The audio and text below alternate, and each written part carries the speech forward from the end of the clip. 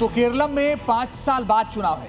वहां पर लंबी रणनीति के तहत बीजेपी काम कर रही है, लेकिन यूपी में अगले साल ही चुनाव है। फिलहाल वहां फोकस ज्यादा है। योगी सरकार की नई टीम में नए सदस्य जोड़े गए हैं। आज 6 नए मंत्रियों ने शपथ ली। योगी सरकार में मंत्रिमंडल का कोटा पूरा हो गया है। सवाल है कि चुनाव से ठीक पहले मंत्रिमंडल विस्तार कर बीजेपी ने क्या संदेश दिया है। देखिए ये रिपोर्ट।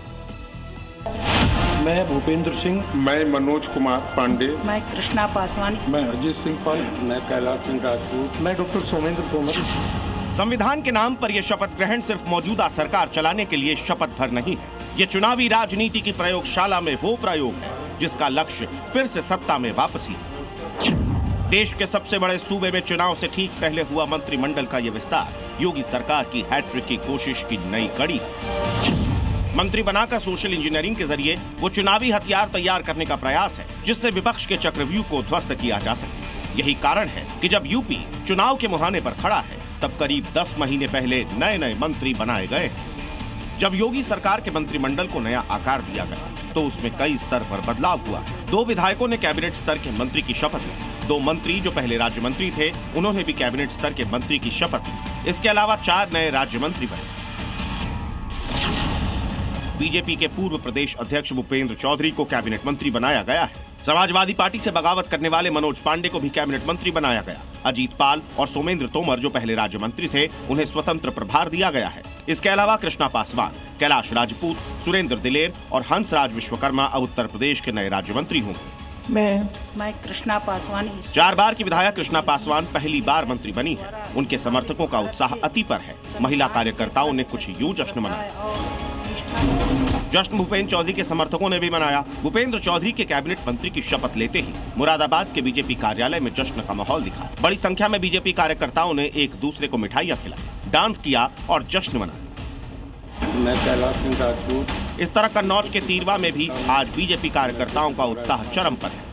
तिरवा के विधायक कैलाश राजपूत ने भी मंत्री पद की शपथ ली। इस मंत्रिमंडल विस्तार के जरिए पश्चिमी यूपी, पूर्वांचल और अवध को प्रतिनिधित्व देकर पूरे प्रदेश को कवर किया गया है। बीजेपी ने इस बार जितने नए मंत्री बनाए हैं उनमें 3 ओबीसी हैं, 2 दलित हैं और 1 ब्राह्मण। ये अखिलेश यादव के पीडीए की कितनी बड़ी काट बन सकती है। अखिलेश यादव के पीडीए में पी मतलब 52 से 54% ओबीसी आबादी पर केंद्रित है।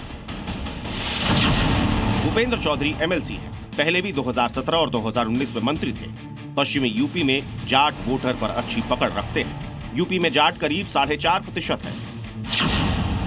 हंसराज विश्वकर्मा ओबीसी समाज से हैं। विश्वकर्मा समाज के 3 से 4% वोटरों को साधने की कोशिश है। और कैलाश सिंह राजपूत भी ओबीसी समाज से ही आते हैं। यूपी में करीब 7% लोधी राजपूत समाज है, उन्हें साधने की कोशिश है। कुल मिलाकर बीजेपी ने गैर यादव वोट बैंक को साधने की कोशिश की है। कृष्णा पासवान को मंत्री बनाकर बीजेपी ने दलितों को संदेश दिया।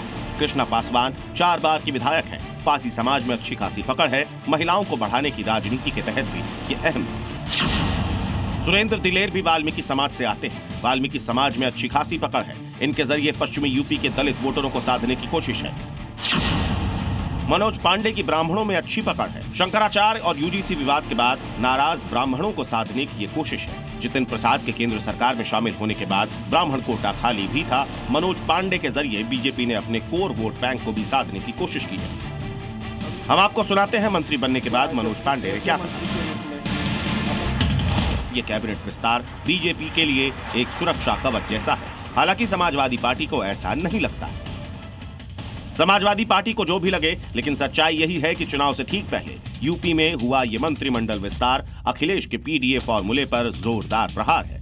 बीजेपी एक तरफ सरकार के जरिए सत्ता में लौटने का रास्ता तैयार कर रही है तो दूसरी तरफ संगठन स्तर पर भी बीजेपी ने अभी से तैयारी शुरू कर दी है। मिशन बंगाल पूरा होते ही बीजेपी ने उत्तर प्रदेश के लक्ष्य को साधने के लिए कोशिश शुरू कर दी है। सूत्रों के मुताबिक बंगाल विजय में अहम भूमिका निभाने वाले मंगल पांडे को अब उत्तर प्रदेश भेजने की तैयारी है। जाहिर है सरकार से संगठन तक बीजेपी हर स्तर पर अभी से यूपी को साधने में लग गई है। ब्यूरो रिपोर्ट, जी मीडिया।